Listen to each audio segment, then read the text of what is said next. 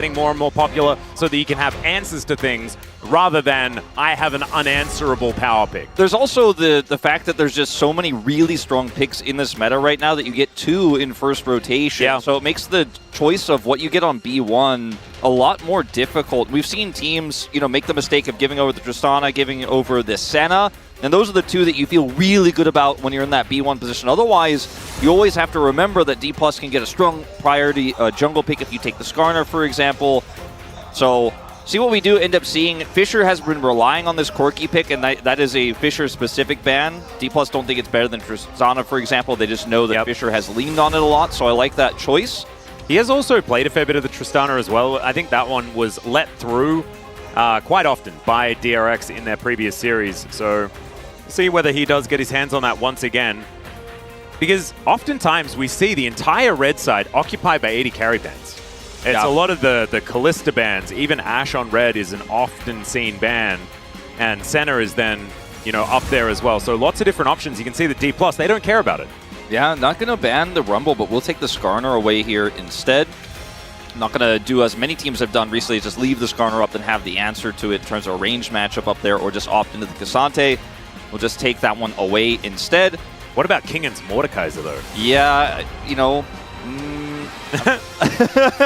I'm not sure either. I think we only trust Keen on that champion. And I didn't even really trust him that much, but he got it done in the end. They're actually going to ban the Tristana as well here, Atlas. So both of Fisher's real big champs here. It's everybody's mid champs right now, but with the Taliyah ban, he's pushed pretty deep down into the champion pool here. So I'm curious to see what he's going to go with.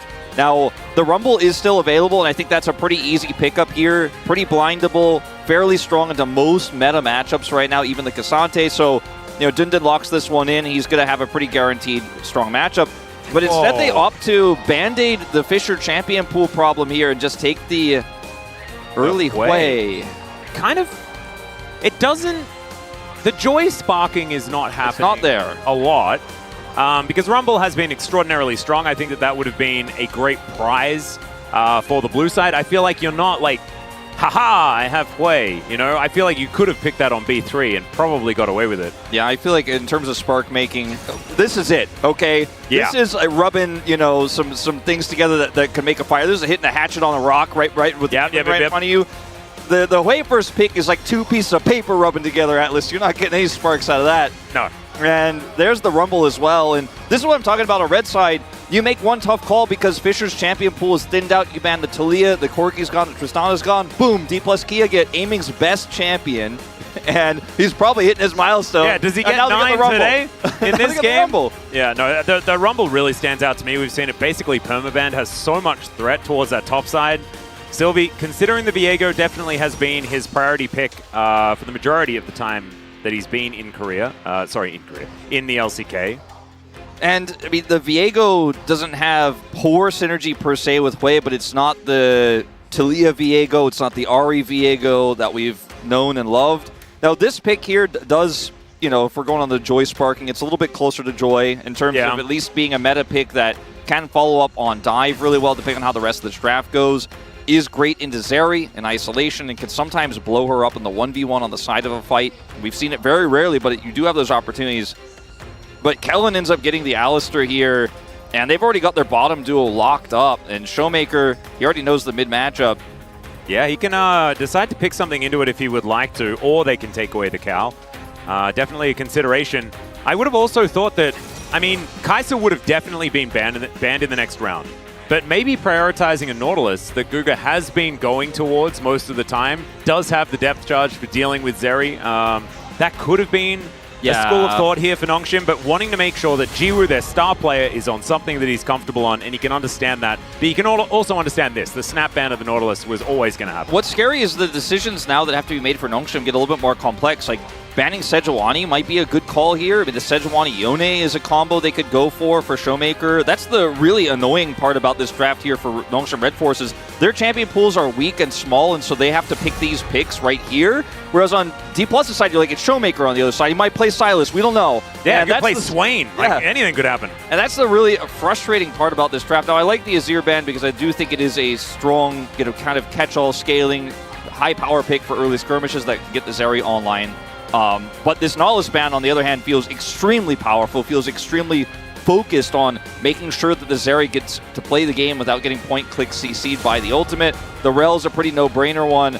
And the setup here for D+ is just so much stronger in this draft right now. Let's see what this final ban is going to be for Nongshim.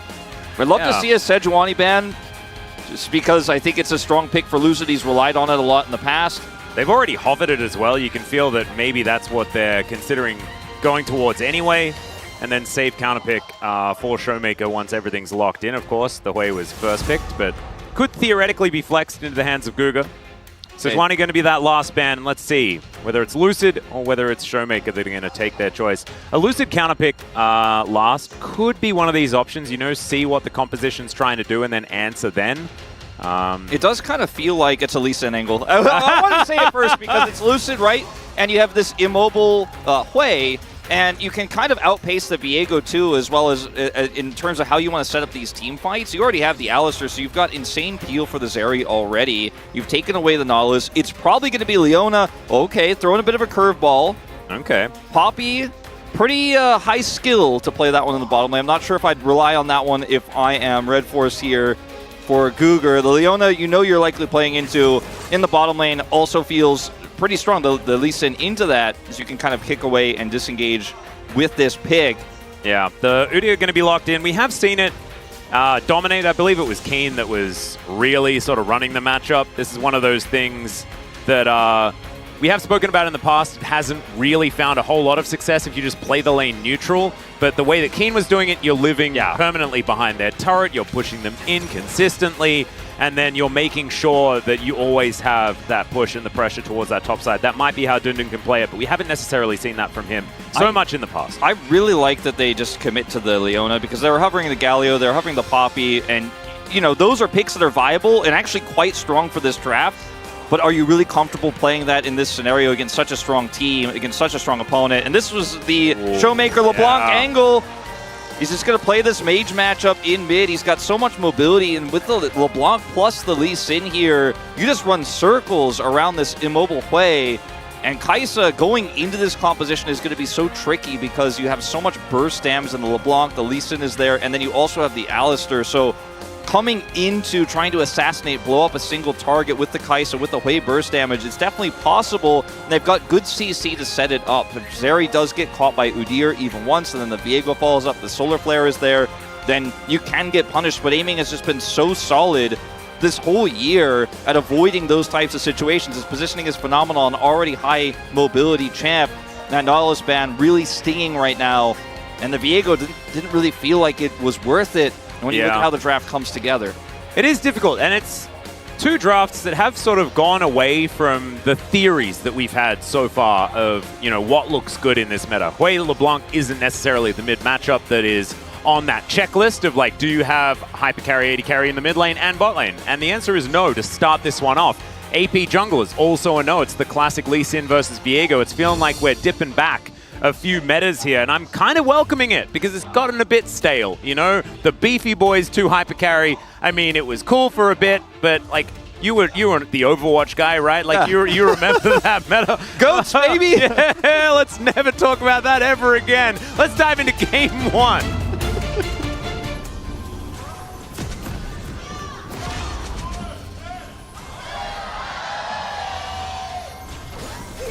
소환사의 협곡에 오신 것을 환영합니다. Wait, huh? Did we miss one? Yeah, I think we missed one. 미니언 생성까지 30초 Did we miss DK? Did the DK Hello? Did they not like the GOATS reference? Is that what happened? Oh, right. So they did it at the same time because D+ were on the red side, but they were the home team. And so Nongshim fans went first because they were blue side and they thought that was how it's done. And the DK fans went first because okay. So we're just LCK fans today. Yeah. That's how it worked. You know, I will say this is all thanks to, and this is all possible as no one's going to get caught by this. Doesn't look like. Surely not. Oh no. Hold up. Oh no. Well, Lucid's going to spot him. Didn't quite realize how extraordinarily long his hair looks on this skin. Yeah, it's quite long. I know it was always long, but I feel like it's got an extra amount of length.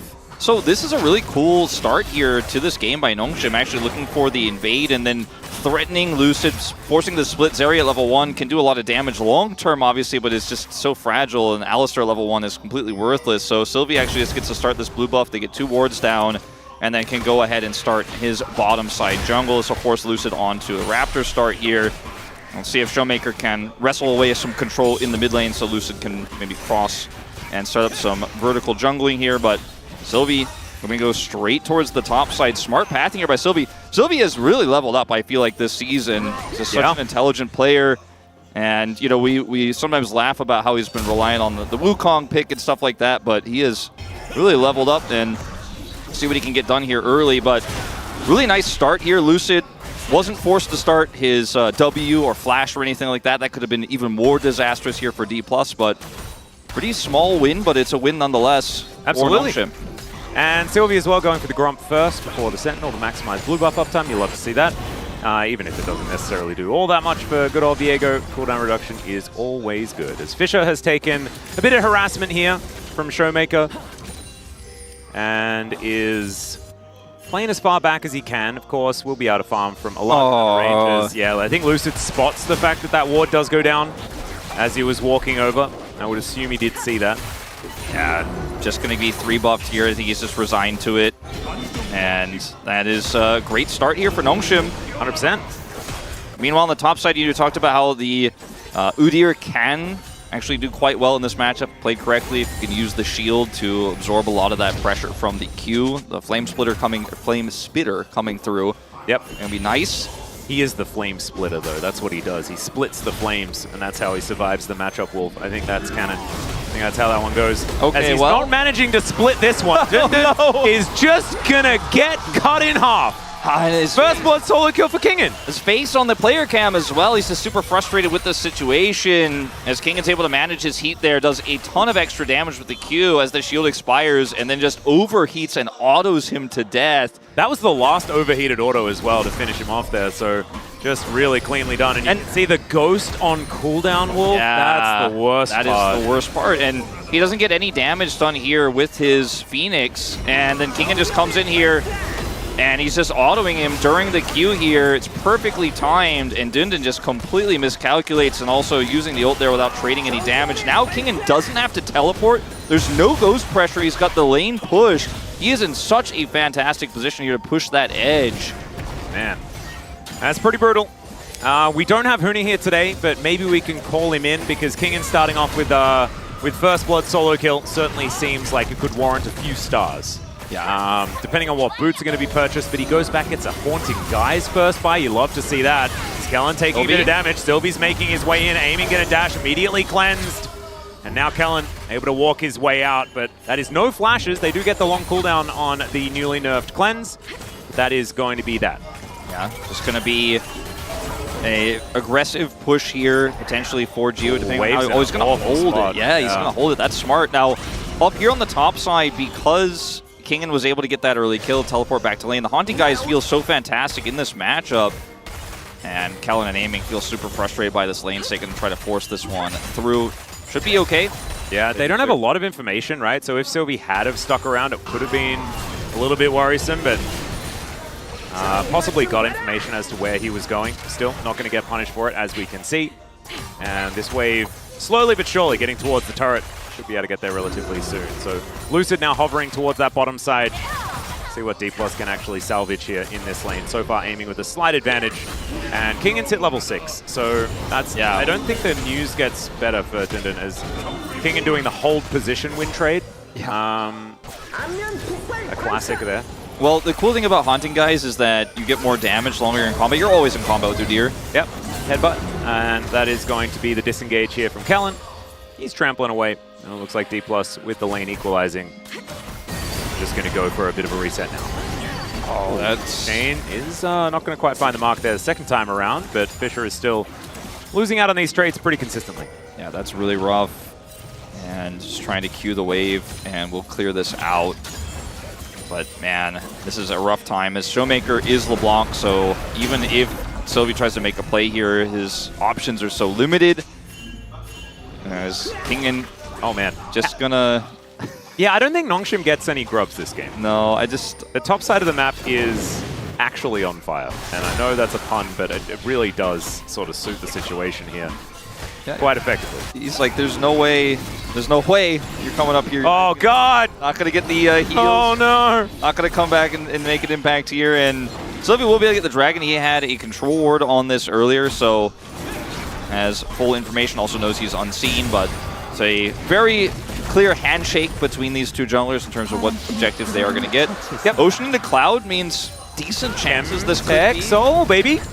Nah. You reckon Orcs is paying attention? I think he's watching. I mean, we know he's watching because he is here. As chains are going to be broken. Okay, still going to be having to go home. He's not watching! He's not watching! Oh, no. This is Orc Squid, isn't it? Oh, no, that was... Okay, we're never doing it again. Never again. Should have left it with your one. I apologize.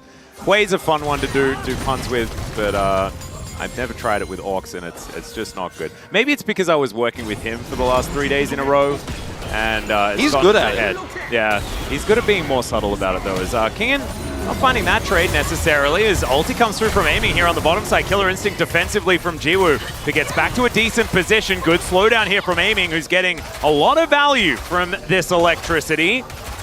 And there's the flash forward, gets the pulverized mini stun into the wall there as Guga looks to try and turn it, and Jiwoo is going to take down Kellen. Burst Fire's need to land aiming. They've got a ward in that brush, and the barrier is going to get utilized. Aiming's cleanse does nothing, and Jiwoo flashes behind him.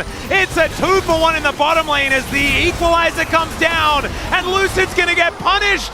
D+, what's going on? D+ falling apart at the seams here, and you've got to respect that Kai'Sa passive stacking up the plasma, just doing so much work there. Jiwoo, he's down on health, he's down on mana, but he is just going to continue to auto, and as aiming's ult fades away, he does so much damage in that moment. No fear from Guger as well, charging through. 2 kills for the Kai'Sa, a kill for this Viego in the early game, and man, suddenly, Nongshim back on the board. Yeah, it's not out of the woods just yet. They've just evened things out. But as far as momentum is concerned, my goodness, what an incredible swing in favor of the Noodles.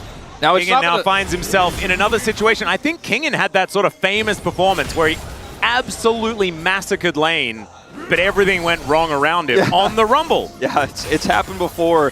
This is a really extended play, but it starts off with Kellen setting up the knockup onto Jiwoo, who then ults defensively, and aiming is just hitting this Leona, right? So Guger's health bar is being used very well here. He sweeps this brush and then goes for the re-engage here after Kellen. Tries to put that damage in, blows up Kellen, and Jiwoo does here first. And the watch aiming here, there's a control ward in this bush, there's nowhere to hide. And Guger just put it down. He just put it down. As now Jiwoo is going to get punished. They call in the cavalry. Lucid says, all right, well, you got some summoner spells, guys, so let's just go with Worth. They do manage to even the scoreline. Guger is just trying to walk his way out, gets the Eclipse back, but I don't know whether it's going to be enough here. No flash available as aiming dashes in, picks up the kill. So, well, 3-1, and maybe we're getting like a it has to be certified, but we don't feel great about it situation. Yeah, it's...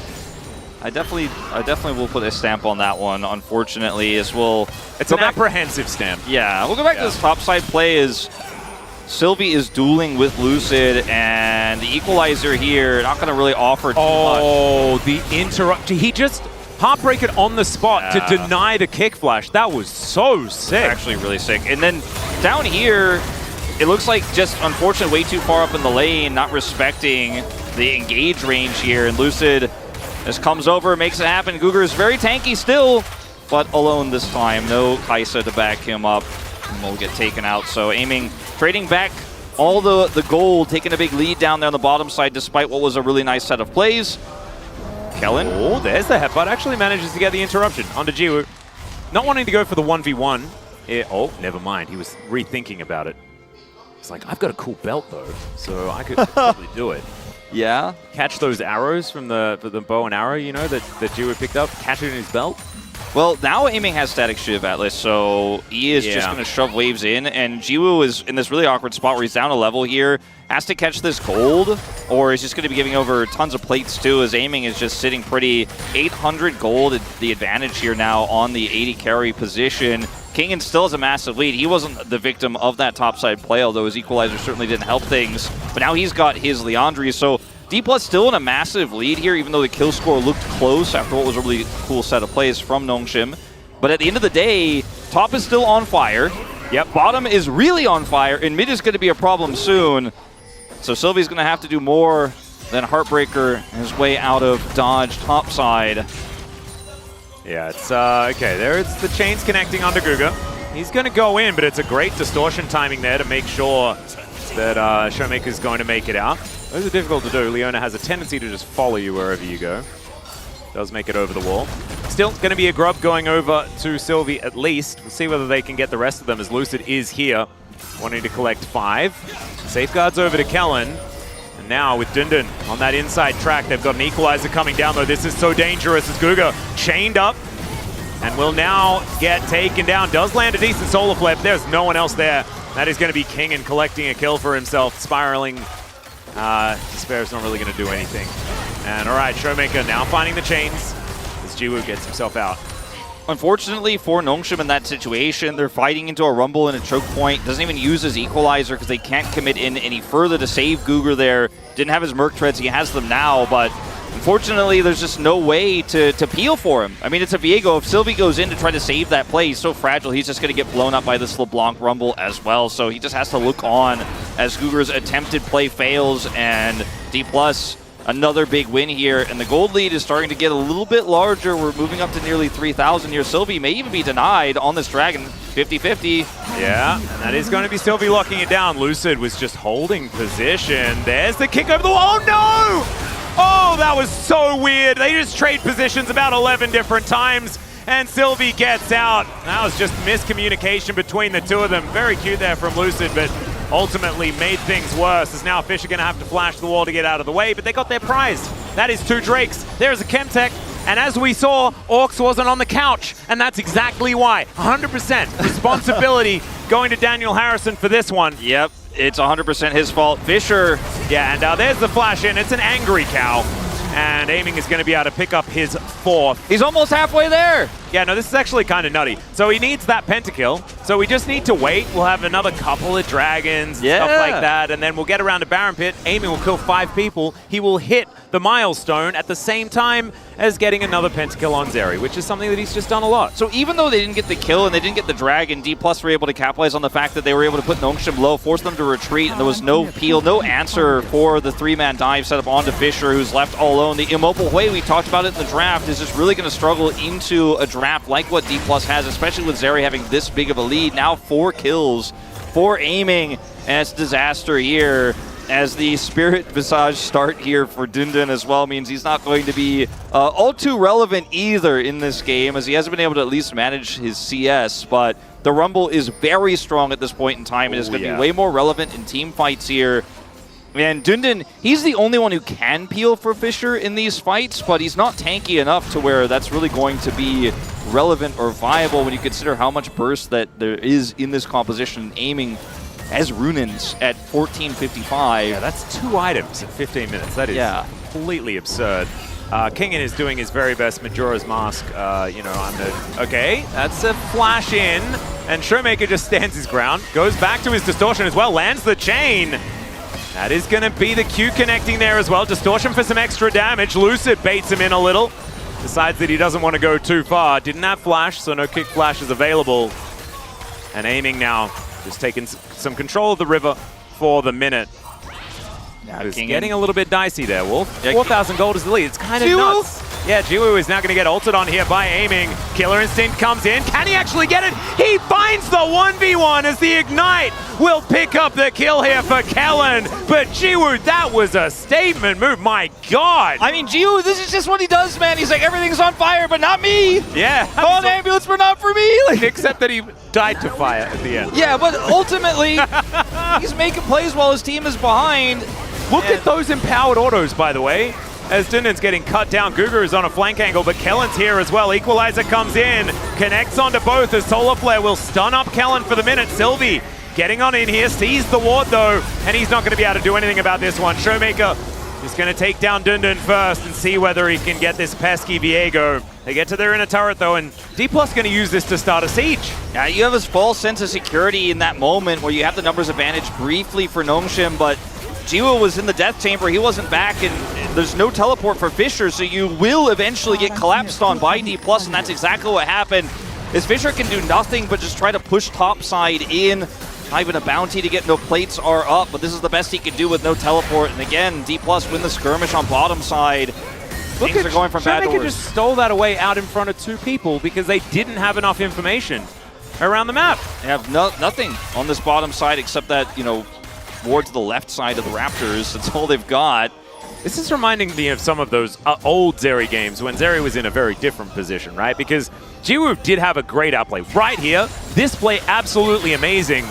But just the inevitability of aiming's Zeri getting to a point where he is just strong enough, you know, is kind of nuts, especially when this is happening in the interim. Yeah, Kellen taking him out with the Ignite as well. Showmaker does manage to get the snare, but I don't think he had enough cooldowns to really finish Fisher off as he does dive forward once again. A small victory that it's not a 5th kill for the Zeri, so the pentakill to get the 9 is still on the board. There we go. But I mean, this one it's got to be so frustrating to watch this as a Nongshim fan, especially as a Jiwoo fan, the plays he's making. As Dundun, he's just melting. He's an ice cube in the hot summer sun. And now Guga is able to sidestep the Sonic Wave, but not able to do too much more. Double stun does come on through there. What does it mean? It means he's dead. Aiming going to lock down that kill. And now Fisher, Sylvie, and Dundun are all just getting burnt to a crisp. They're coming at by us. this Rumble as aiming. He's going to dash on in, finds the ulti. Dundun's going to get burst fired down, and it's a massacre. A double comes in for aiming. Just needs 3 more, but I don't think they're focused on that. I think it might be a look towards knocking down some of these turrets and preparing for a Baron that I was going to say they were going to go towards, but it's not even up yet. Not up yet, but, you know, that's aiming's comfort zone. For better or for worse, to slide into 3 people on Zeri. And when the team is this far ahead, he's on 7 kills. It made me nervous, Wolf. It did. It made me nervous. And in this moment, he's just so big, he's so fed. The health bars were low because Kingen burned them down. 1v3. He's just able to clean up house. 2 kills away from that 2,000 kill milestone. And it's a Chemtech Drake they have prio for here, Nongshim. Chemtech's sole point, but D+ are rapidly approaching, and there's nothing they could do to stop it. Fisher used his teleport on the last play, so actually unable to come over here, so D+ will get the first Dragon of the game, and there's no cross map available. Yeah. No bounties even either for Nongshim to pick up on the map, and this turret is not long for this world. Even though it's not 6, it's 5 grubs enough to get the Voidlings, and D+ are winning everywhere. They are. The fact that they're able to siege mid-outer turret as well as have full control of this dragon, that's the danger. As Rift Herald is going to get piloted by Guga here. Equalizer comes on down as Lucid. They're trying to push him out of this pit. Showmaker dives in though, and Jiwoo's going to get knocked up by the cow. It is going to be the secure of the dragon by Nongshim, but is this the sacrifice that costs them the game? I don't know whether it's exactly this moment that gets there, but it does get a triple kill for Kingen, as Fisher is able to Mega Blast Cone his way out of dodge, but the rest of the team not so lucky. Yeah, no kills for aiming on this one, as the Rift Herald is just ignored as they push for the 20-minute spawning Baron here. They've got the damage to it. Riftmaker already online here for Kingen, and they should just be able to rush this one down. Shield Bow is complete as a 3-item Zeri here, and there's nothing Nongshim could do about it. They can't even be anywhere close. So we're going to go back to this play here. There's the teleport here that's called out by Kingen from Fisher. He just walks it off, avoids everything, and then is like, all right, I'm slowing him down. And this is where we caught up to the play. Kingen, of course, providing information that his ultimate is down. But look at that. He just, like, he pre-cooks them, and then aiming, grabs it, and puts it in the microwave. You know, it's a TV dinner for this guy. They were coming from so far away, and Kingen is calling out the comms like, we win this, it's donezo, I'm putting my ult down. Then over here, this is a great play from Showmaker and Kellen, knowing Jiwoo's the only real problem here. Dundun is tanky, and he's absorbing a lot of the pressure, but they're not going to win the fight by him. They're going to win it by their DPSs. They blow up the Kaisa in the back line. The front to back is never going to be won long-term by this Udyr. When the Rumble is this fed, there's just nothing you can do. Triple here goes over to Kingen. And man, this game could not be more one-sided. Yeah. It's about a 11,000 gold lead at 21 minutes into the game. And I don't think we really need to tell anyone that this is an absolute shellacking some okay moments here and there. The problem for Nongshim is that too many things fell apart, and D+ were just able to capitalize from their advantages a whole lot more than Nongshim were able to with theirs. Abyssal Mask now done. He really is a mask salesman, is good old Kingen. As Nongshim now going to look for Showmaker, who does want to get that distortion back off cooldown. Mimics it there as well. As you can see, Dindin, he runs really quickly. Showmaker going to get slowed down for the moment. Let's see whether he can get out. He cannot, as he is going to burn down. That is going to be the kill going over to Jiwoo. But the answer is all of Nongshim's stuff exploding. And it's a reasonable setup here for D+ with a 1-3-1, because you know Showmaker, if he gets collapsed on, can survive for so long. Kingan's already shown what he can do if they try to kill him. I mean, this is the answer, right? Like, they absolutely wanted that. They're like, Showmaker, buy as much time as you possibly can. And now they're getting inhibitor turrets. Well, Solarflare getting a slow onto Lucid, safeguards his way out. Kellen going to tank the ulti from the Hui. Throws down his ult himself.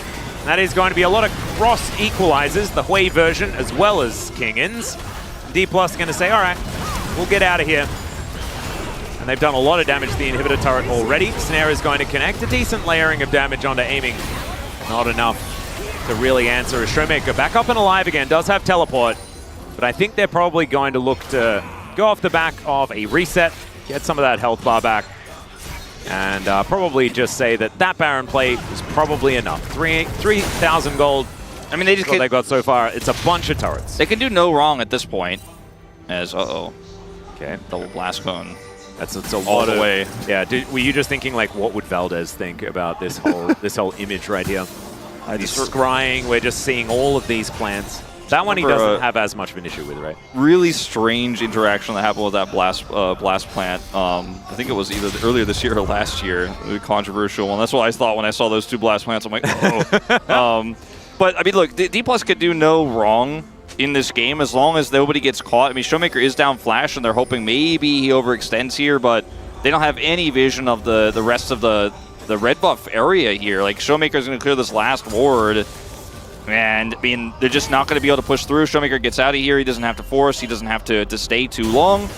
And it's not the static Shiv LeBlanc we saw a ton, where you just have free wave push. It does take a moment to get through that, but not too long with the items that Showmaker has now. But yeah, he just doesn't need to actually force the issue here. They could just wait.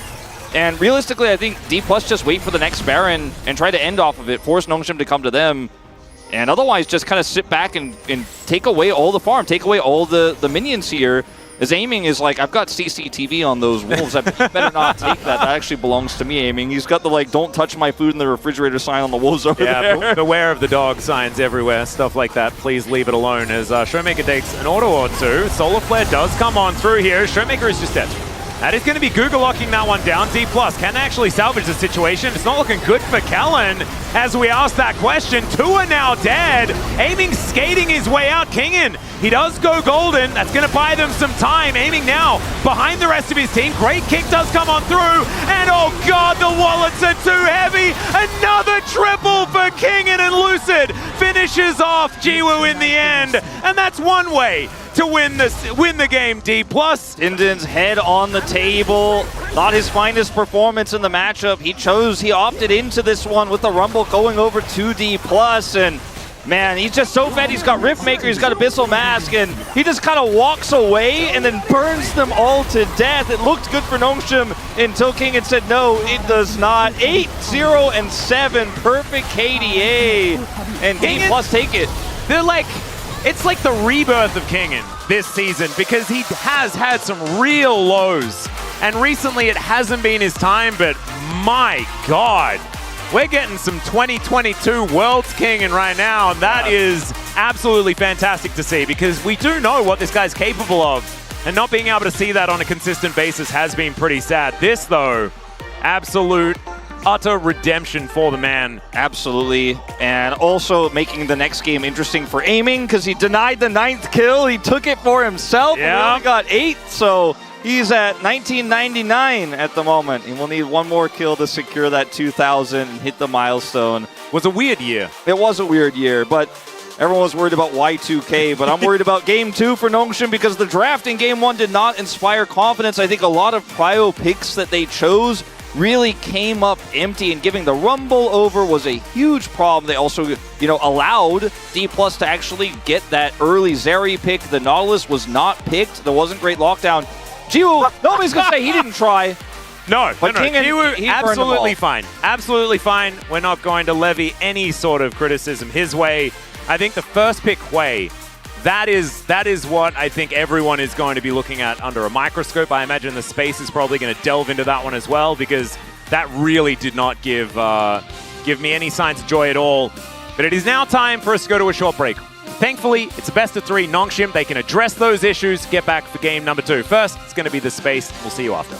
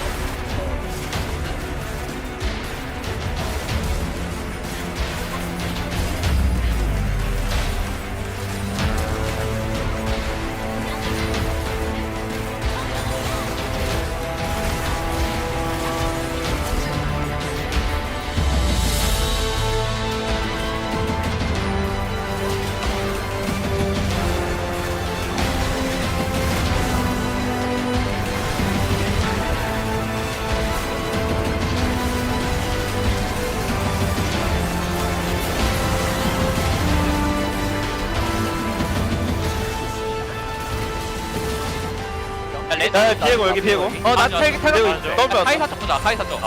야 이거 바텀 라인. 나 카이사 카이사 노공 카이사 노공. 야 이거 위로 빼봐. 진영 좋아. 위로 빼면 진영 좋아. 야 보자.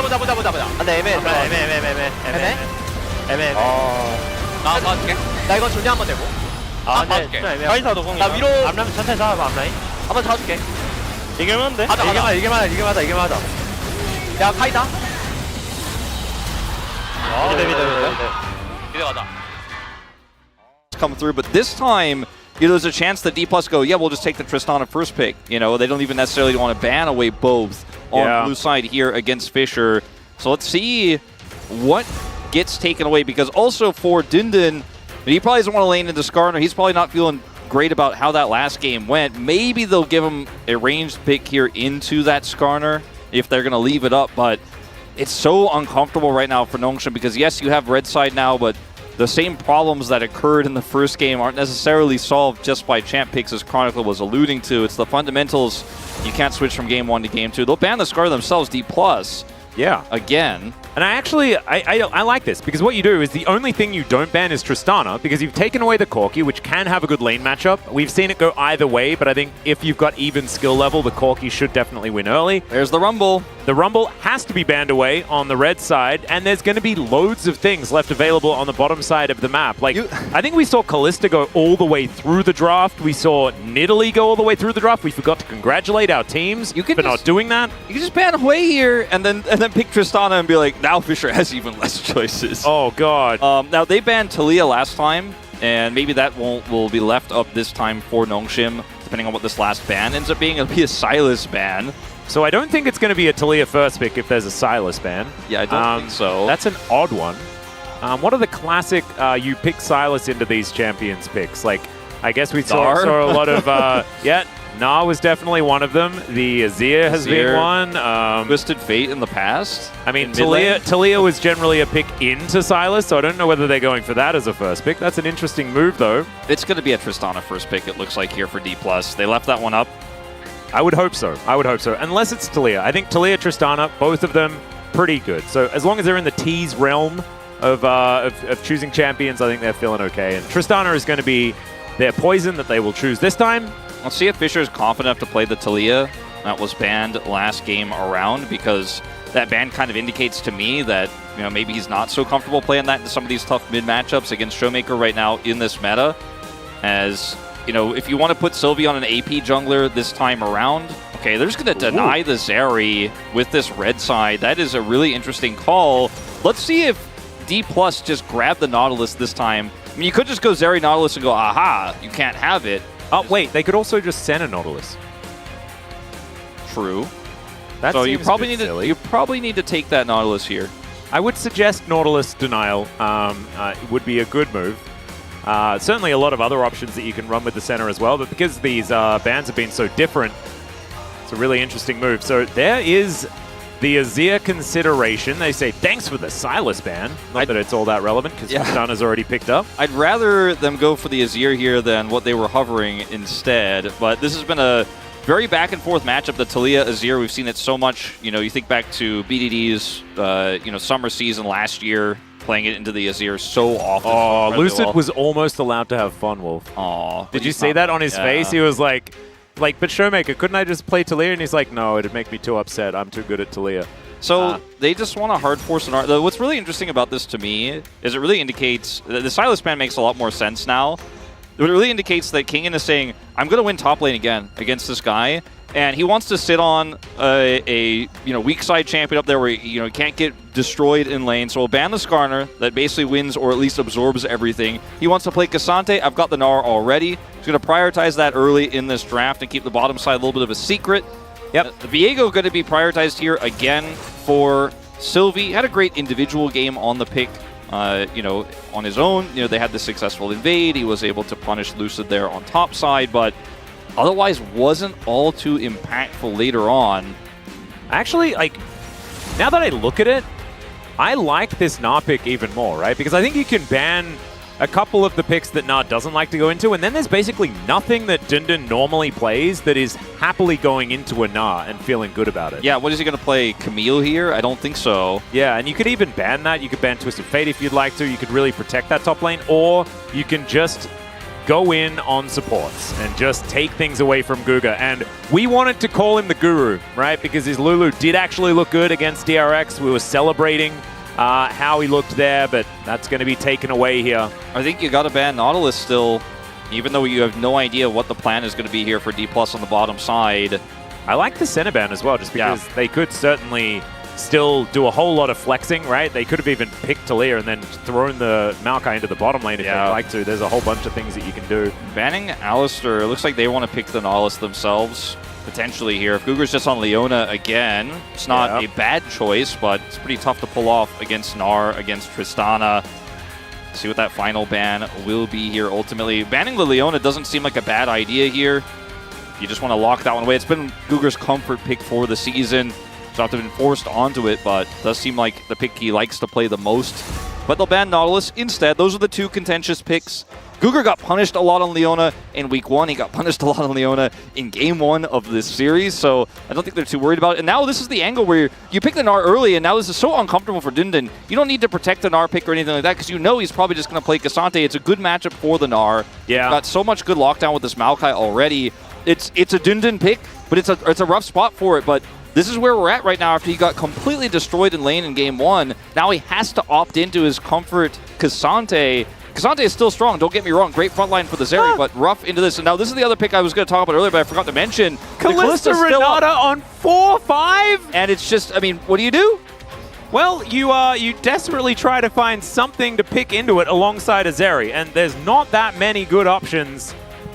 I mean, there is still Rel, I guess, if you want to go for that one, or you could pick something with a little bit more range. And none of the options really feel all that good. I feel like if they had banned the Kalista instead of the Alistar, we'd see just an Ezreal lane instead here for D+. I think they had both prepped and ready to go. Two different sides of the coin, very different styles of playing that bottom lane, but it's going to be double 80 carry no matter what.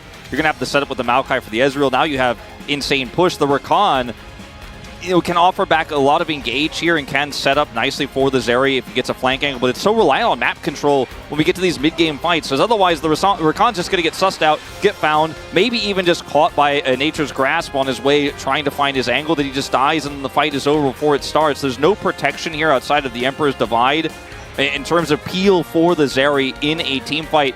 The Cassante, if he can get through the laning phase, can be that solid front line to get Jiwoo into a position to try to carry this game, but he's already going to be on the back foot from the laning phase because he's landing into Kalista Renata on the bottom side. And oh boy, Nongshim, it feels like they forgot about the Glister, didn't see it coming, but I feel like from step one, even with that Silas ban that felt a little bit silly initially, they were ready to put the Gnar down and say, what are you going to do, Dun Dun? All right, took the Scar on our way. You're going to play Cassante again? Yes, he is. And they knew it. Just feels like winning lanes across the board. Having a bit of time to think about it, right? Like, there are just a lot of choices that aren't Rakan that would have been probably an upgrade. Like, maybe a Braum, maybe a Blitzcrank, just to go for a bit of an all-in down there, something like that. I don't know whether I'm all about this Rakan pick, but let's see how it works out as we jump into the Rift for Game 2.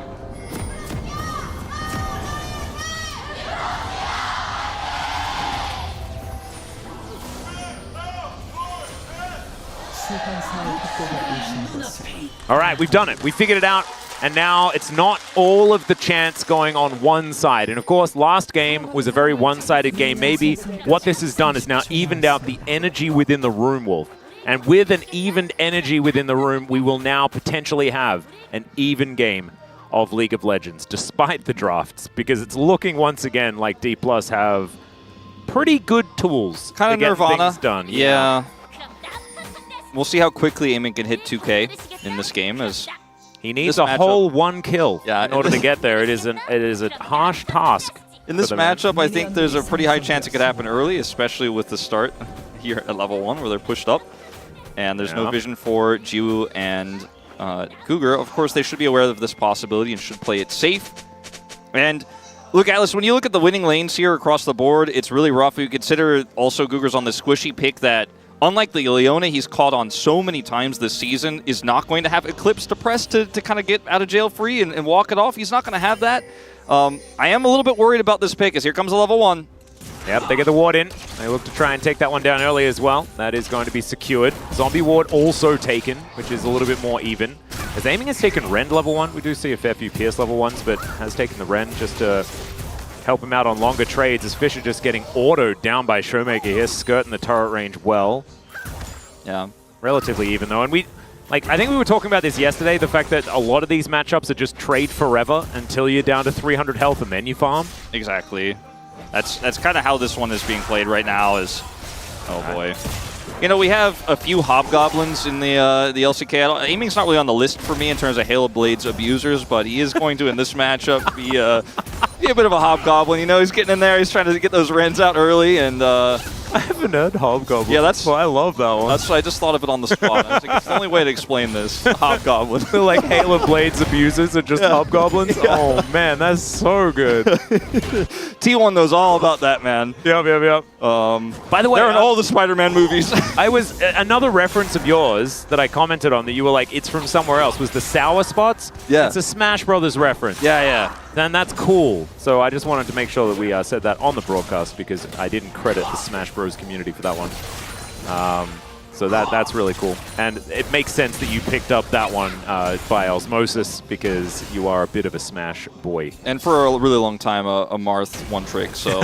You know all about the sour spots. Yeah, a lot of sour on that. Not for me, you know, I always... You ever get to the point where you're like having such a bad Marth day, you just play Roy instead? Yes. Because then the sour spots become the sweet spots, baby. Yeah, I definitely did have a few of those days. Yeah, me too. Roy was busted for a while. But anyway, back to League of Legends. Yeah, let's do that. It's not going well. Already 22-10 CS here in this matchup, as Cougar can offer nothing back. His puny heals with his Q is all he can do to try to make something of this situation. As they're going to try to escort Sylvie over here to a gank. Unfortunately, guess who's also here? Lucid is right in the vicinity, and I just don't, like... Man, Braum would have been so good because we could have then had Santa Claus and the Christmas tree in the same game. Instead, the Christmas tree is by himself, or is he? He's found a whole bunch of friends here on the bottom side. He's trying to walk his way out, and that is going to be a flash used. The grand entrance was good. They spotted Sylvie. That meant that Lucid wanted nothing to do with it, so that's just a kind of free flash there. Yeah, that's... Not going to lose too much, I guess. Small victory here. The rest of everything is kind of on fire. Is at least this matchup going okay for Dun Dun in terms of... Dun Dun is not dead. That is true, and Kingen just missed a cannon. Fisher, however, is... He's not really playing the game. He's not. Showmaker's not allowing it, and he's just going to drop this explosive charge down on the turret, and he's already halfway through this plate. Yeah, Showmaker's like, he was in view of the inner turret at 4.5 minutes. And that feels like his lane's probably going well. I would say. Trying to put on as much pressure as possible. Of course, Showmaker was one of the players that really adopted Tristana immediately. Yeah. As soon as she became meta, this was one of the picks that he really abused. And in fact, it wasn't until Tristana was just permanently banned against DK that they really started to look fellable, right? Like, this was where we really did see a renaissance, as now Kingan's in a bit of trouble. Sylvie moving on up. Let's see when the flash is going to be used, or if. And he decides to hold on to it. Felt like he was checkmated, and I think he might have been right. Yeah, I think so. I think, you know, in that scenario, maybe you can actually flash, avoid Sylvie's engage there, but it's too risky. Dundan also has flash, so could just follow flash on you, and you're I think likely he needed dead. flash hop. If he had flash hop, he would have been fine, but I think he just used it. Yeah, and his Nara bar was only halfway there. He just wasn't in a good scenario. And we go all the way back to the setup for this as Sylvie comes over. Kingan just really trying to push the advantages here. Dundan hits him with the Q here, slowed down, and then at this point he's got a hyper proc, but he's like, there's just no way out of this. Wants to sidestep Sylvie, is successful, but ultimately, I mean, what are you going to do? If he avoids the Q there and Dundan just flashes on him, he's dead anyways. Yeah, Dundan might have messed it up, and he would have gotten away, but might as well just keep your flash there and keep the pressure on top side. Still a much better start here for Nongshim. Sylvie able to capitalize at the same time. Him getting first blood, not a bad thing. As Arise, the Sand Soldiers come out. There's the Emperor's Divide to push Showmaker away. And Fisher says, that's enough. I delivered my message. You got it loud and clear. Showmaker holds onto his Buster Shot though. And yes, he loses out when it comes to the trade. But cooldowns-wise, he's kind of feeling all right. He's just now eaten some honey fruit. Yeah. We'll come back to lane. As the Drake is going to be taken. Next one going to be a Cloud. As in goes Showmaker. I don't know about that one. As Sylvie comes on in. Showmaker does get the reset though, and he'll be able to make his way out. So scary moment there for Showmaker. Definitely a lot of... wanted to even the trade, you know? Like we were saying that he didn't have to use his ultimate. Well, just wanted to make sure he puts it on cooldown so they're on even footing. Wanted to do something there after losing the trade with teleports both down. Could have been rough for him in the follow-up to that. As meanwhile, in the top side, we do have the grubs being taken away here by Luce. It looks like Sylvie just going to commit to the one. With no top side prio, really hard for him to contest. Yeah, Lucid going to take that one, and Sylvie going to come in. They're going to take it in turns. It's actually kind of beautiful. Yeah, it's sharing. Not going to commit any harder. Showmaker wanted to back there, grab a cull, so not going to be trying to collapse there, even though he did have mid-prio for the moment, with Kingan also pushing in topside. As down here, this it's gotten a little bit better for Jiwoo, but not really. Not significantly. As while he has narrowed the CS a little bit, like that's just now going to go by the wayside, and also Aiming's picking up more plates. And the more time Sylvie spends down here camping like he did last time, the more map control he loses, because it looks like maybe he was going to go for a gank. No, he just sat there and waited for the inevitable Lucid gank that was coming, because Lucid passed towards bottom side, knowing that the Callisto was going to have lane push. Then he just kind of got a flash, but then got double scuttled, and so yeah, they got the flash, but it didn't really ultimately mean that much here for D+. Gold is even, but the Zeri is so far away from relevance. That's the real big issue. Yeah, this is the thing, is that Aiming is just doing whatever he wants. That's a whole wave. Jiwoo misses out on nice handshake there, as Jiwoo going to get flashed after the hostile takeover. Just barely connects. As there's the Fates call. Sylvie in a good position though. And now the double knock-up is really good. I think Kellen understanding that he is definitely dead, and even the Pierce is going to miss. Aiming actually moving towards them. I don't know about that one, as Kellen is going to still be alive for now, but they're just staggering the backs, I guess. There we go. Jiwoo's going to be able to lock down the second kill for Nongshim, and despite these lanes, it looked like it's D+'s control. It still says 0-2 at the top of the scoreboard. Yeah, I think the idea there for Aiming was, okay, maybe we could bail out if Gugur stays in range, but Gugur positioned really well there to make sure there was no way Aiming could have all-in and gotten the kill and then gotten a reset there for Kellen to come back in. Meanwhile, yeah, Jiwoo going to throw down the ulti. Aiming just trying to dance his way out. Does so quite nicely. Martial pose, pretty good. Making sure that the burst fires are as difficult to land as possible. Now Lucid trying to take away a blue buff. Sylvie comes on in, puts down the mist. Guga gets in here. As the Bramble smashed, come on through. Kellen, good position. And it should be Lucid locking this one down, unless the patience is going to wear off. And it does. Sylvie's going to have to waste a little bit of time, but he will be able to secure his blue. And D+ are really like... They're trying really hard to put on as much pressure as possible, but just not finding the tipping point. Yeah, it's been a lot of attempts by D+ that have kind of been foiled, and I don't want to say it's been disrespect. I think it's just been really good reactions here by Nongshim on the pressure, good punishes, and some of the punish attempts were quite sloppy, like Showmaker's attempt there in mid lane and stuff like that have cost them a little bit, but it's 2 kills over to the side of Nongshim. It's keeping this game even despite the Zeri deficit, despite the winning matchup for Kingen in the top side as Sylvie is alone. Yeah, is fully aware of what's going on here, but Kellen turning up might turn the tides. Nice handshake is going to come on through. Lucid actually he's thinking about it now. There's the flash, wants to get the twisted advance, but there is the brambles coming out. Nature's Grasp going to get blocked there by Guga, and Sylvie will be absolutely fine. I don't think that they were expecting Guga to be right there in time, and so that's why Lucid flashed forward, but that's a lot of cooldowns for not a lot of gain. Yeah, almost again for D+, almost, but not quite enough as Jiwoo was there, and it was a really nice play there from Lucid to push him back onto the sapling, or the handshake rather from Kellen to push him back onto Lucid's sapling there, add that extra damage and slow, but Sylvie has his Heartbreaker, is going to be able to get away. Good block as well on the Nature's Grasp to come through, means he does get out. And unfortunately for D+, you know, this doesn't end up being a W for them. Yeah. Just a flash on cooldown, get the Viego ultimate, but obviously that is a trade up for the side of Nongshim. Yeah, it's excellently done. I think that maybe Lucid had actually been trying to like buffer the Nature's Grasp or something like that, expecting his Twisted Advance to go off, because it looked like a flash Twisted Advance angle. Yeah. And so that's maybe why he just threw the ult, because otherwise, I mean, it was never really going to do too much, especially knowing that Sylvie did still have his flash available, and the Guga was right there. So a little bit unfortunate. Not end of the world at all. As D+, just going to have to tidy things up a little bit. Few sort of unforced errors, I guess you could say. Unfortunately for D+, too, Dindin is like getting plates up on the top side, Kingen saving his teleport, and there's been so much focus bottom side to pull Sylvie's attention here, and he has had to, you know, give up a little bit of farm and has been slow, but he's not behind Lucid by any means, as we're going to have a bit of a fight over this dragon. Early for Jiwoo here. Yeah. Bit of a tough one to take, as Sylvie's not here. Yeah, they have full information of where Sylvie is as well, so you can see D+ committing to this one. They would be able to take that one down. Another Chemtech Soul. Wow.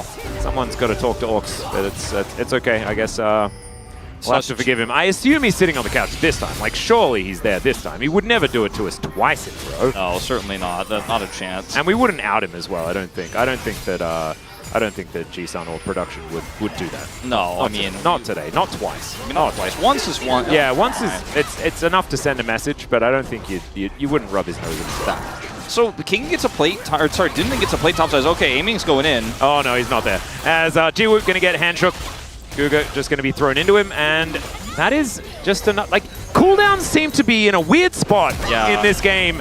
As Kingen just flashing, Dindin looking for the all-out opportunity. He'll find it as Sylvie, he's making his way up, and I think Kingen has gotten that bad news again.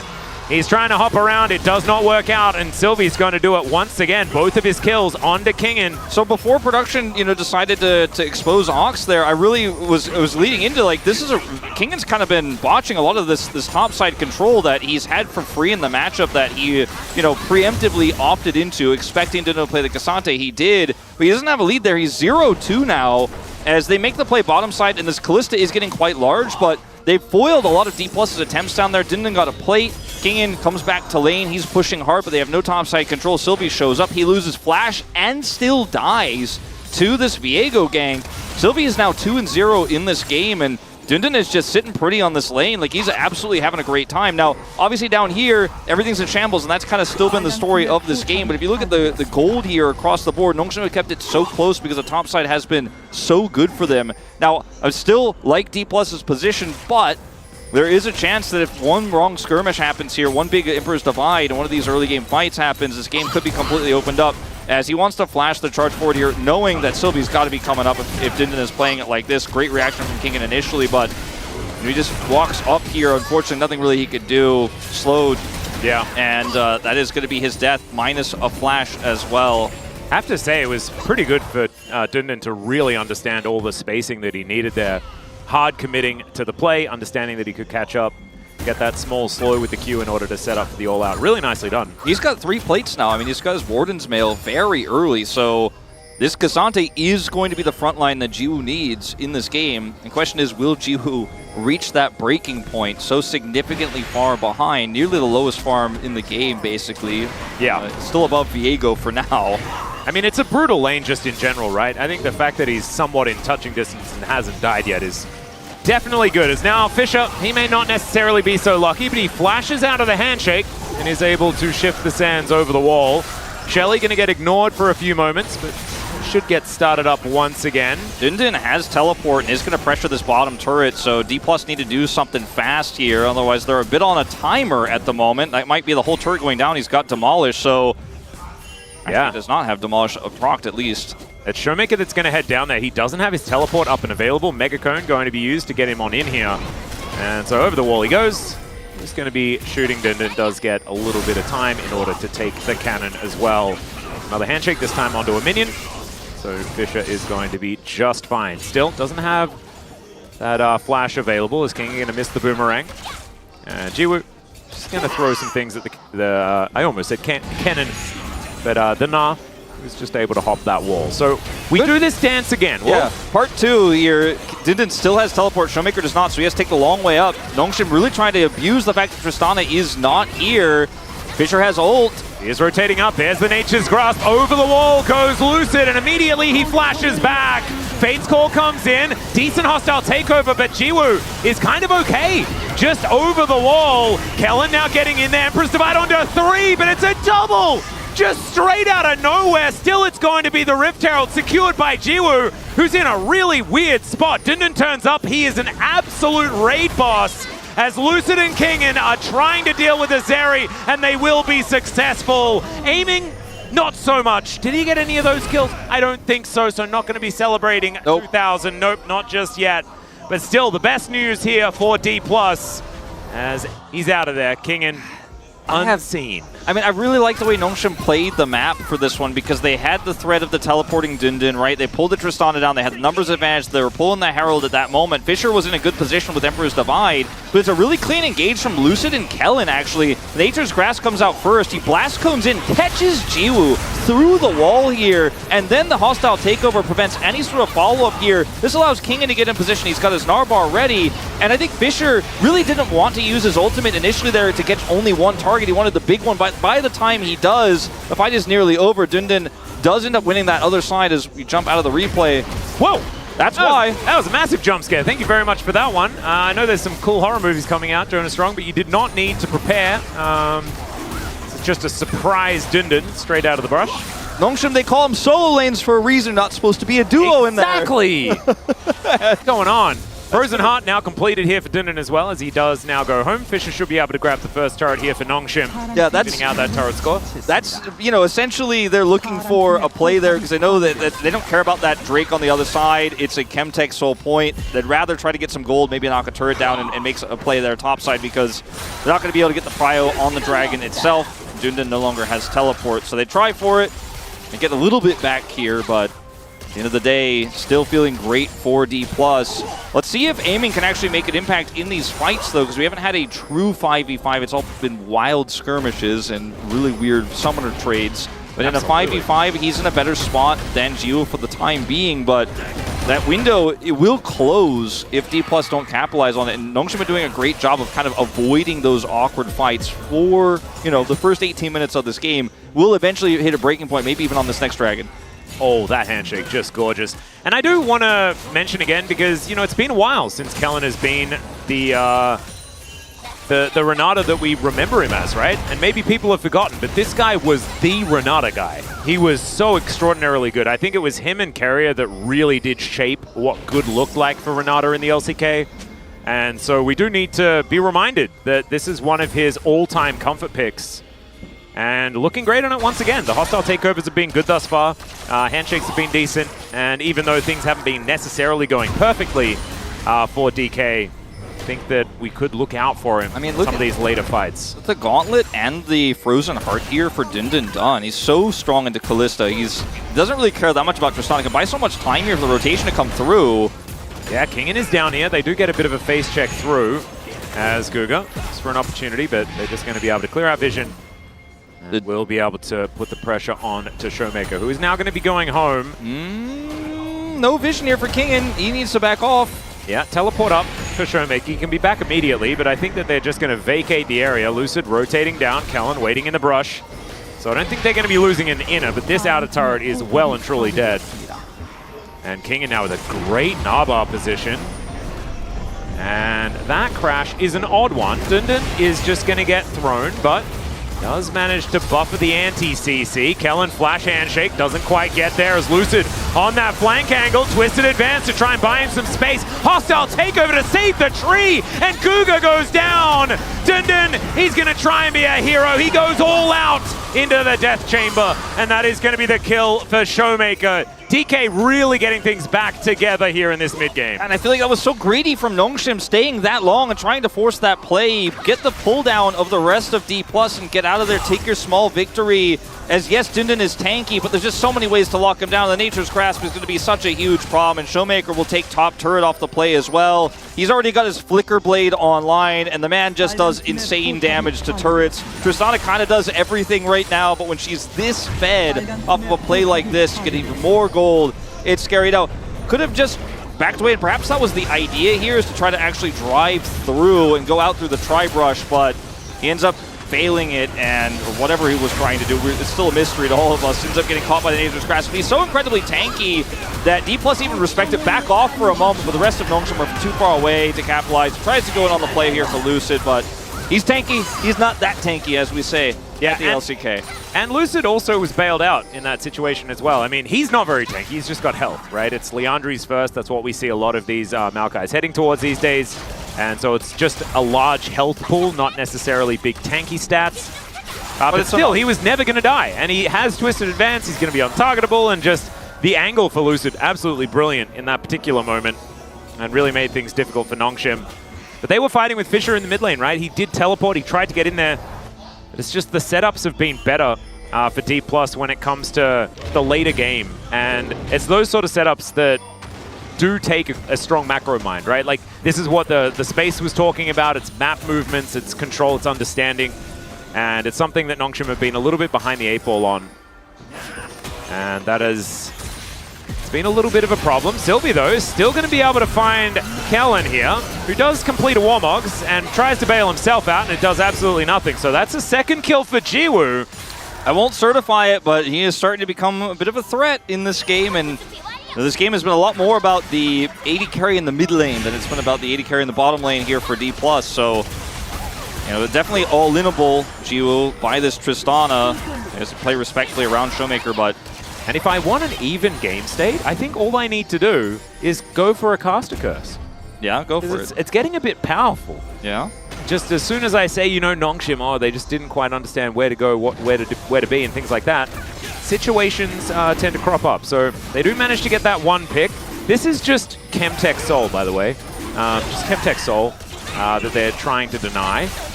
And so that should be taken off the board, but it just feels like a very early Soul to be considering. DK not able to get over here, though, so Nongshim just going to grab their first dragon of the game. Not very consequential whatsoever, but they're still going to give it a big old cheer.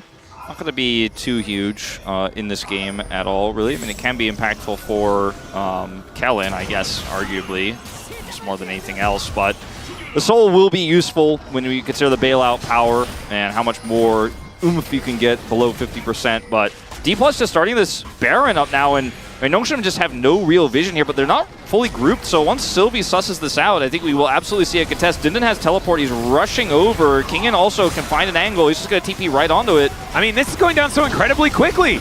Nature's Grasp going to be used here, and so can they actually do anything? No, they can't. The control of the pit is just too high for this Maokai composition. And DK, it's highway robbery. Yeah, and it's also the Baron pit that has the bowling alley. Yeah. Bowling alley Baron, actually ridiculous for the Maokai. You're absolutely right. It's Guga. Oh dear, he's just going to explode. Hostile takeover comes in, doesn't really get too much done, but Nongshim still find themselves in a really awkward position. All out takes Dundun like to 1,000,000 kilometers away, and he just gets thrown into a wall and taken down. But that was not the journey he was looking for. Yeah, Dundun is really, he had a bit of a redemption story in terms of how the laning phase went, how he and Sylvie were able to put Kingen down early, but it's all washed away now as both of his deaths have been him kind of alone trying to make a play, but his team had already lost the fight, and I think they've lost the war now. Atlas says, yeah, this is looking like this is going to be the beginning of the end here. It's only a 4,000 gold lead, but that is so significant when you think about how these compositions collide with each other. Well, Kingen fighting with Sylvie here, who's pretty strong. Mega Blast Cone, though, is even stronger. Yeah, that was definitely a please tell Valdez moment on that one. Really did make sure that the disengage was very comfortable for Kingen. And we'll have a look at this on one more time. Blast cones abound, but it was all DK. I mean, unfortunately for Guger, he's trying to set up a Dundun engage while Fisher and Jiwoo haven't even killed the turret yet. It's just very disjointed here, and I'd already given up the Baron, so I think they felt priced into hard forcing a something to go in their favor, but they didn't threaten or put the health bars low of D+ at all whatsoever. D+ had full control from start to finish. They were slow to come to Baron. They didn't attempt to deny there. They go for a Hail Mary play with Guger, and it completely backfires, and now D+. Massive gold lead here, and Dundun, who was once the super tanky boy that even Aiming couldn't crack, is starting to feel less and less powerful. Aiming still hasn't gotten his 2,000th kill, by the way. He hasn't. He's 0-1-4. He's really going to make us work for it. As let's see whether maybe this is going to be his opportunity. He is at least in the vicinity, as D+ wanted to try and utilize the last minute left of their Baron. 2.6k, their advantage thus far that they've picked up thanks to the Red Bull Baron power play. Dangerous. Sylvie in the mist. There's a flash forward from Kellen. He finds a handshake onto Guga, who puts out the quickness and is immediately taken over hostilely. And I don't think Sylvie's getting out of this one. There's going to be the chain CC. Twisted advance just to continue the fight. They take down the tree, but the buster shot is too powerful. And Aiming quickly, flash in, get the rend. There it is, 2,000 kills. As D+ at least managed to get him that before they end the game. That's going to be the ace, and that should be the end. There it is. Aiming gets the last lap, the final kill, the cherry on top of a dominant performance the D+ fans were hoping for today. Sure, a bit shaky in some of the fourth plays early, but they had map control from start to finish, and Nongshim looked a little bit lost in this one. A clean 2-0 for D+, their fourth win of the season, propelling themselves close to that second place mark here. And Lucid has come back in such a big way here in spring. Oh, he has. He's looked absolutely fantastic. I think that this is another example of not necessarily the ultra cleanest, but I really did like the thought process behind what D+ were trying to do, even if it didn't necessarily work. I felt like in the early game, a lot of those answers Nongshim had were really good. It was just the holistic view of the game that DK were just miles ahead of, right? And it just worked out so much better. I think that Lucid, like you say, just a magnificent performance today, and this guy here as well, even though he was targeted by Nongshim, good to see Kingen really getting some dominance there towards the top side. My feel about the things that Nongshim tried and the control and the moments they had were, they had so many traps, they had so many moments where they had side lane pressure, or they had the ability to collapse or pinch someone, and they were always too slow to do it. You could see the thought process was there, but D+ were just smarter, they were faster. 2,000! It's not 200 aiming. Close enough. Yeah, that's close enough. Just add an extra hand. We can Photoshop an extra hand coming out of his elbow, and then it'll be correct. That'll be for 3 zeros. Kellen, fantastic game as well. His handshakes were good. You know, the fate's called there and to kill Sylvie in the final moments, pretty fun as well. And I mean, Kingen had a great game 1, game 2. You know, it wasn't his game. You know, the whole focus was bottom side, right? Because it's a Callista composition. They pushed Jiwoo out of the game, so and Zeri pick didn't work out. And where does the POG go to, right? It's Lucid. Kellen, is it Lucid, or is it Showmaker? I think that I think those options are tolerable, right? I mean, my vote was removed for a reason, ladies and gentlemen. That is just sort of how it went. So don't trust me, but that's probably, they're the 3 options I'd go for. I think a lot of people will say, well, how could you vote for Lucid when topside was on fire? But it's moments like these, which are just insane, where he is able to root up Jiwoo, pushes him in, and then the hostile takeover locks over. And then so many great Nature's Grasp this game, just all the time. I mean, that's what Maokai does into a composition like this, but I feel like it was right place, right time every time. But yeah, I mean, there's an argument to be made for all of Kellen's great handshake plays. His bailouts were good. And fortunately for the side of Nongshim, there were just too many good parts of D+ in this one. Yeah. I think the more I look at it, the more I agree with you. I think that Lucid's probably the way to go. It means moving up to 500 points. Is it just a DK thing? I thought it was a Canyon thing. But I guess when DK plays, the jungler just gets the POG. Maybe that's just how it goes. Yeah, maybe that is just how it is. Oh, this was so disjointed for Nongshim. Well, there weren't many great options to take, but they weren't on the same page. And after getting that momentum back against DRX, you know, Sylvie's brand feels like they rolled down the hill a little bit in this one. Yeah, it's completely cutting off the choke with the hostile takeover. Fisher was clipped by the edge of it as well. Actually kind of thought that he was out. But that didn't quite work. Bates call too on Sylvie's is so silly to me. And it's so funny because throughout this game, I feel like we did, and Aiming's just saying, give me a kill, give me a kill, give me a kill, and they will be able to give it to him. And you can see a little bit of a So he did know what was going on, but just couldn't work out how to get an extra hand for the extra 0 at the end there.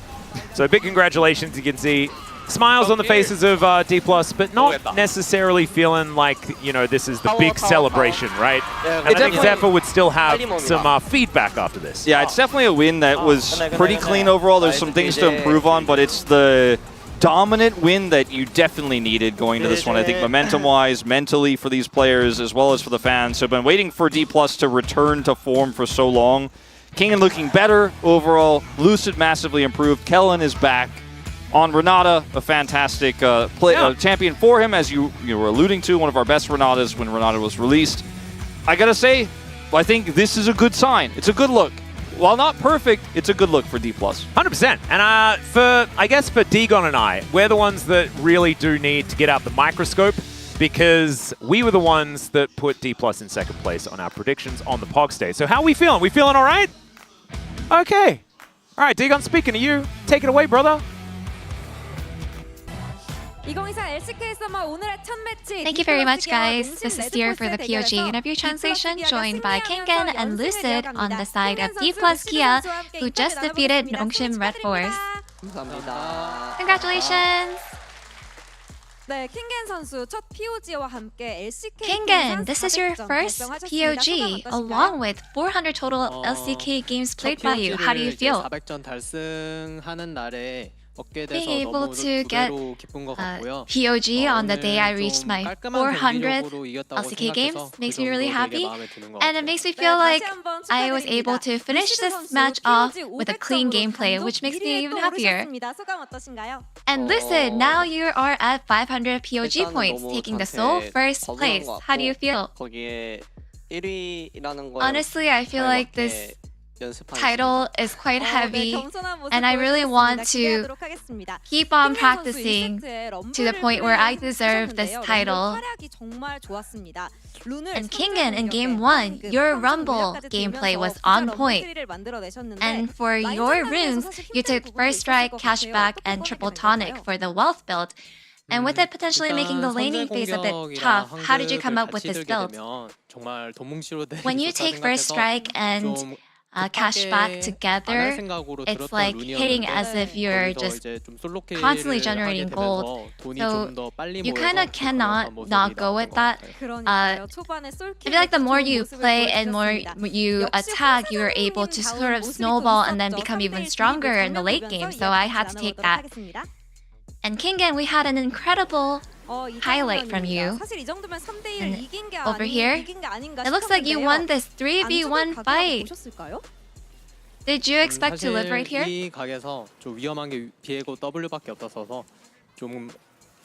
So the only threat here was the Viego W, and so when you have an upper hand, it's easier to pull off this sort of super play. And I feel like this is what happens when the enemy is behind and they're a little desperate to make a good play. And so, as a jungler, Lucid, is it comforting to have a top laner like Kingen? Yeah, although I made some mistakes, Kingen was able to play really well, which covered all my mistakes. So yeah, he's so reliable. And Lucid, as a Maokai, you full cleared a jungle, counter jungled, and had full control over your crux.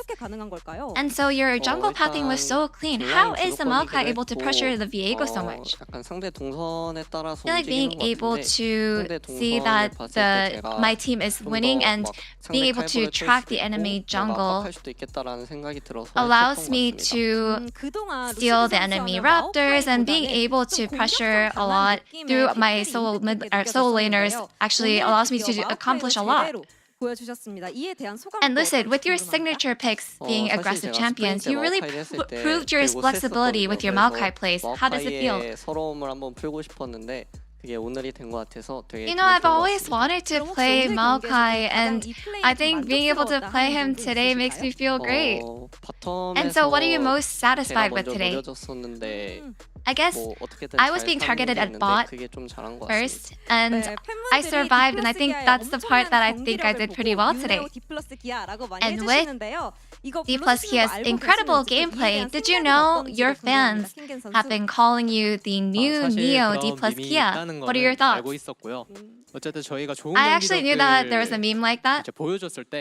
And in the end, we have that nickname ultimately because we have been playing so well. I guess being able to acquire such nicknames is honestly it just means that we're doing something good, and I hope that we can continue getting those kind of nicknames and live up to it.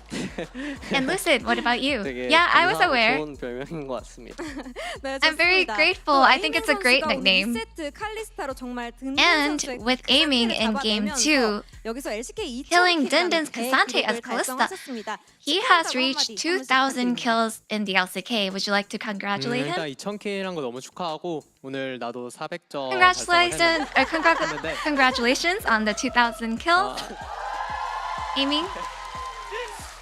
앞으로 더 좋은 기록 같이 세워 나갔으면 좋겠고 오늘 And I hope that in the future we're able to reach even bigger milestones together. I'm very thankful to you. Thanks. And Lucid. 바람이 형은 뭐 2,000킬 축하하고 성훈이 형도 400점 축하하고 Congratulations on 2,000 kills aiming, and congratulations on 400 total LCK games, Kingen. I hope that we can play together for a very long time. And you will be up against Kwangdong Freaks next. Let's hear your resolutions, Kingen. 경기력이 심상치 않더라고요. 그래서 정말 I know that they've been playing really well 하면서 lately, so I think we just have to 저희가 be on our toes. We need to make sure that our guards not down. We want to make sure that we're not playing too timidly, make sure that we're playing boldly. And I think it's time for us to send you to the bottom of the ladder. And Lucid, we weren't able to win against Kwangdong in spring, so we've always been thinking we want to get our revenge. So we'll make sure that we are able to get our revenge in the next match. That's the end of the interview from Kingen and Lucid from D plus Kia, and back to the space.